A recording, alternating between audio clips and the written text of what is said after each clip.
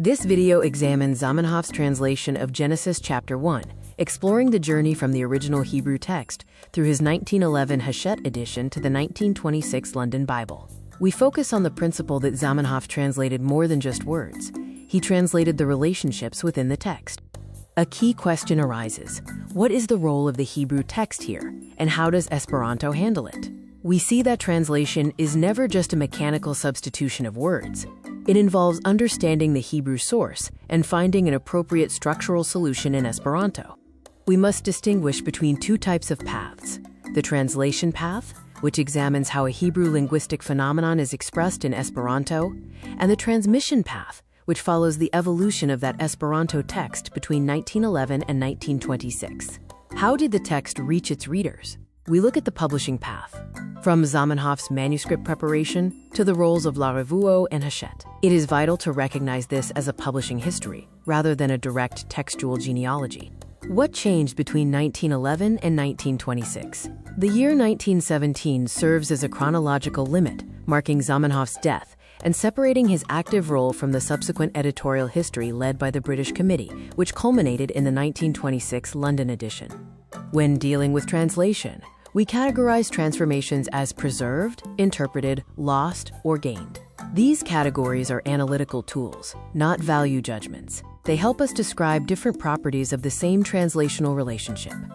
To maintain rigor, we use two classification systems. The first assesses the level of evidence for our claims, while the second classifies the type of translation transformation. These distinct systems address different methodological questions. Consider the Hebrew verb bara. In Zamenhof's 1911 translation, it becomes kreis. This is a preserved linguistic relationship, yet it reflects a loss of lexical distribution and specific verbal morphology. It is both preserved and lost.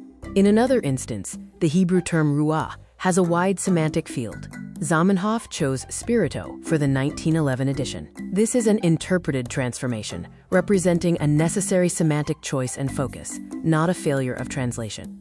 When translating the plural form in Genesis chapter 1 verse 26, Zamenhof chose nikriu. This is a case where the plural is preserved, but the deeper hermeneutic question of who these references actually are remains outside the scope of simple grammatical mapping.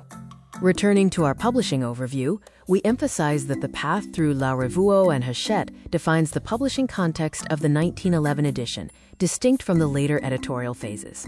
Ultimately, Zamenhof's work demonstrates that he translated relationships, not just words. Esperanto served as an active translation tool, with its structure enabling the reconstruction of the complex intertextual ties within the original text. Looking at the changes between 1911 and 1926, we find remarkable lexical stability. Out of 31 verses in the first chapter of Genesis, 29 showed no lexical change, proving that the London edition remained highly consistent with the 1911 text. We often face questions about intermediate stages, like the 1915 manuscript. Whether a change occurred before or after this date helps us determine if a variation was likely Zamenhof's own choice or a later editorial intervention. In conclusion, we observe a deep structural transformation between the Hebrew and Esperanto systems, combined with extreme lexical continuity in the transmission process. Both results are true simultaneously, reflecting both the art of translation and the stability of the text's evolution.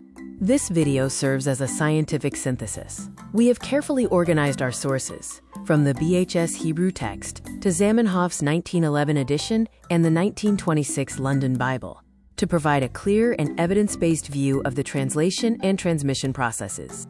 Our bibliography reflects the diverse levels of this project, incorporating lexicography, historical documentation, and translation theory.